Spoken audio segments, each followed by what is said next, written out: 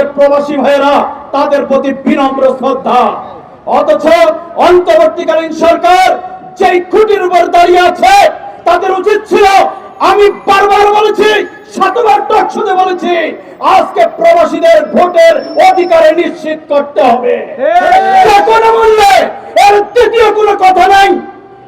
প্রবাসীদের ভোটের অধিকার নিশ্চিত করতে হবে। আগামী 13তম সংসদ নির্বাচনে তারা ভোট দিবে, এটাই দেখতে চাই। আর দ্বিতীয় কোনো কথা আমরা শুনতে চাই না। অন্তর্বর্তীকালীন সরকার 6 মাস পার হচ্ছে, তাকিয়ে দেখুন সিরিয়ার দিকে। বাশার আল আসাদ মাত্র 1.5 মাস হয়েছে বিদায় নিয়েছে, 27 জনের বিচার কার্যক্রম শুরু হয়েছে, সেখানে পার্টি নিষিদ্ধ হয়েছে।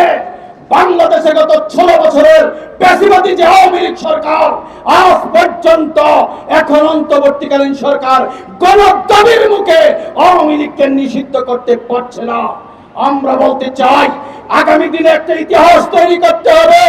1974 সালের সেই যদি বাকশালের গঠন করে যে 30,000 বিরোধী মতের নেতাকর্মীকে হত্যা করেছিল, সেটার যদি বিচার হতো, বাংলার জমিনে 24-এর গণঅভ্যুত্থান সংগঠিত হতো না।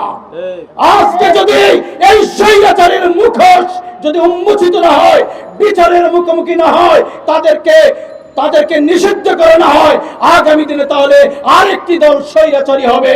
যারা মসনদে যাবে, তারা স্বৈরাচারী আচরণ করবে।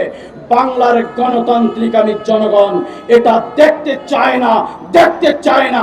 গণ অভ্যুত্থান স্পিরিটের মাধ্যমে আগামী দিনে জনগণের একটা বাসযোগ্য বাংলাদেশের জন্য কাজ করতে হবে। সবাইকে ঐক্যবদ্ধভাবে ধন্যবাদ।